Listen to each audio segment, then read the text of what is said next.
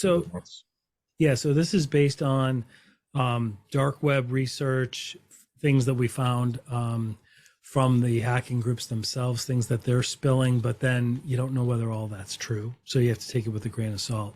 But from what we can gather, it really started August 18th. So right around August 18th, Scattered Spider, and we'll talk about who they are in just a second.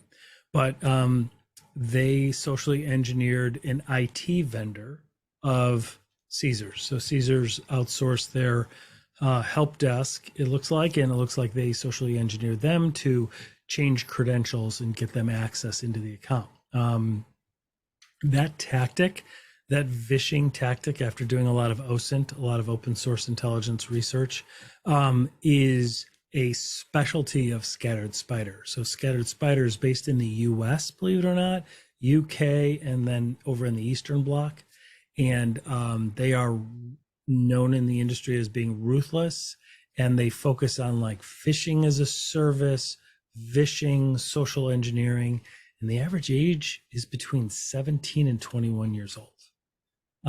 So very kind of a lot of bravado with them. They talk tough, but I mean they hit 5 big organizations all in the hospitality space, all in the month of August the same way.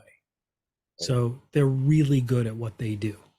So that was around August 18th. Around August 23rd, they wound up installing their malware and began exfiltrating data, fancy word for stealing. The malware allowed them to kind of collect the key components of the data. So it looks like there was driver's licenses, social security numbers, and other sensitive PII from them, right? And then they used and leveraged ransomware. So let's keep in mind, these two criminal organizations are separate and distinct. There's Scattered Spider, and then there's Black Hat Alpha V. And Alpha V, Black Hat, is a remnant of like our Evil and Conti, right? It's after those cybercrime gangs kind of fell apart, these guys kind of formed along with some new people. And then Scattered Spider leveraged their tools and their tool set in combination. Once they were in, they leveraged their expertise to move laterally and then escalate privileges. And they wound up paying their demand, the ransomware demand, the ransom note, and the communications on their Tox channel. Looks like it was 30 million. And Caesars made the painful decision to actually pay 15 million, right? Which is against what the FBI and law enforcement always say to do, right? But as many people in the industry know, that's easy to say, right? It's easy to say, just say no, right? Like, just don't do it. Meanwhile, you have a business to run, right? And you just want it to end. So you can kind of see the human nature element of why that decision was made. Then shortly thereafter, about a week later, Okta, right, which is the access management MFA platform, they warned about a vulnerability in their system on August 31st. Okay.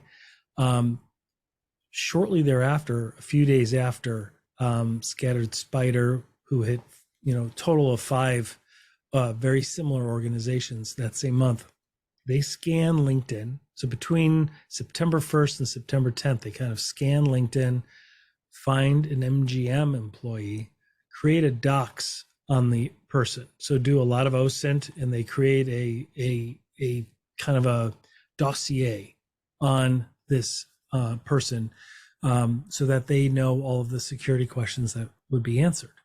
And these guys are really good.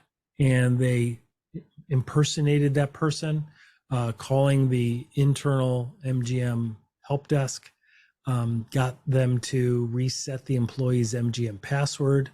And in a 10-minute conversation, they got their credentials and they were able to overcome the MFA. And then they were inside. From there, it looks like they did very similar to what they did in Caesars and the other places, all in the same month. They escalated privileges. They kept going up until they got to the super admin level of the Okta platform, where then they were able to control everything.